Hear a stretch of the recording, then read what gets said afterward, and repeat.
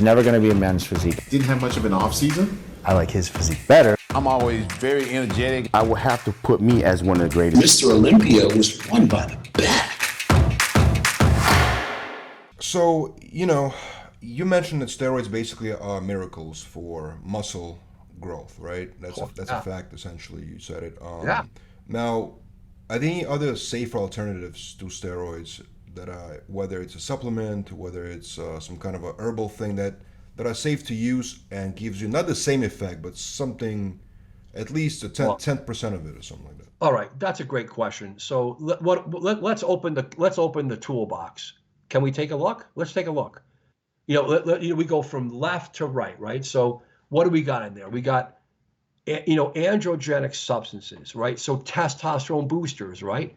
Longfellow, Jack, Tribulus, all that. I don't know them all, guys. Please, I'm humble. I'm a steroid research guy. So you got testosterone boosters. They do work. They work. I mean, some of this, it's variable, and it's variable, right? You get a little effect, and then let's start going over. Then we move over from that. This is apart from creatine. Creatine works. Amino acid complexes work. Come on, Vlad, this stuff, some supplements really do work. There's no question. Okay, so we have supplements, and then and this is apart from diet and exercise. Sure. Organically by just itself. Supplements, yeah. Correct. Diet, exercise, supplements, behavior, genetics, training, meditation, high intensity interval training, working out with, the likes of Dorian Yates, where he did the 1 rep max, all these training regimens, which are incredibly scientific and functional for some people, depending on who they are and where they are in their career. So then you have supplements.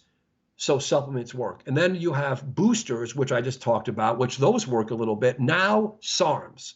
Okay, so now we're into SARMs. SARMs would not be a safer option. No. So SARMs, I have a lot of experience with. Osterin, Ligandrol, Rad 140. And then everyone always throws in MK, which MK is not a fucking SARM, it's a secretagogue. But these are bought on peptide sites, and they're all mixed in together. It's all googly goop, right? It's all kind of mixed in. So these are peptides, but they're really, of course, they're general peptides. They're just PEDs. Now, SARMs work, but we don't have data. And forgive me, I'm a science guy, so I need data. So we don't have data. It's inconsistent data. There's some studies on this stuff. So those things work, Vlad. Oh, they work, but they cause severe the brain doesn't, and if this is like versus the interview I was with my colleague at Harvard, Dr. Bashane, in New York Times, oh my God, 5 years ago, where he tested 50 SARMs, and it turned out that you might have seen the article, New York Times, Google Anabolic Doc, New York Times, SARMs, you'll see my article and with him. And it was half of them were bunkus. They weren't even what it was supposed to, because it's not regular. And I don't want regulation, guys. I don't want regulation. I'm not some governmental proponent here. So those drugs work if you're getting real Ligandrol, which you might, real Rad, real Osterin combined, and then there's a bunch of other ones, and you use them. They work, man. But are they better or worse than Anavar, testosterone, Dianabol? And the question is, it depends on who you are and what you do. So those are not safe alternatives. Those are steroids, essentially. But you asked for all these other agents. So then we go into the world of steroids. Now, I'm going to give you something I know you guys, this is what you're looking to hear. If a man says, you know what, I want to just get a little edge and I want to do something, I understand I'm going to be on testosterone for life. Is it, I'm not saying this should be done. Is it ethical to give, I don't do this in practice because I don't want to, it's unethical potentially, it's man per man. But what about a man just taking a little bit of testosterone? You'll get gains off it. Will you be a top professional bodybuilder? No. But can you get some really nice gains, and can you feel great? But there are going to be complications. Even with a little use, you're saying. Are you kidding me, Vlad? No names mentioned. This is my 20th year, right?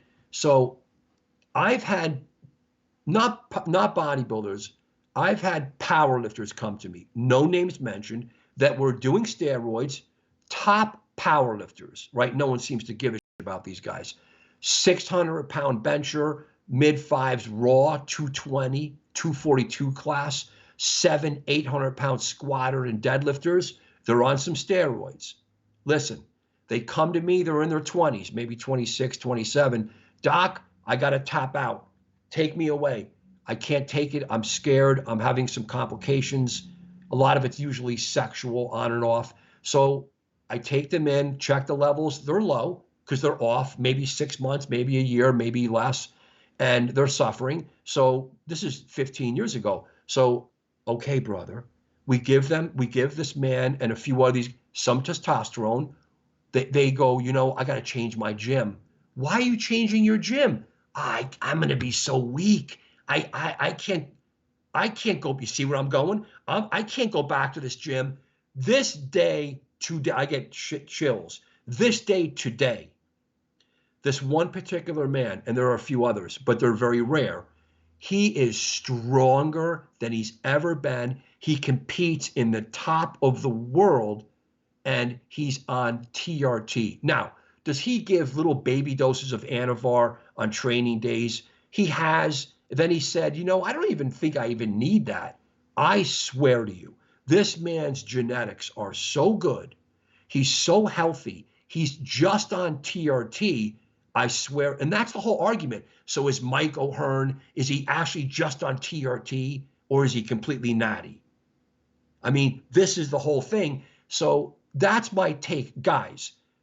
To help men understand and get their head around, I want to get a little something, Doc. It's up to you, sir, but if you don't stay completely natty, it's a light switch, on or off. But if you do a little testosterone and you feel great, you're going to be on it forever. If you don't like that, don't do it.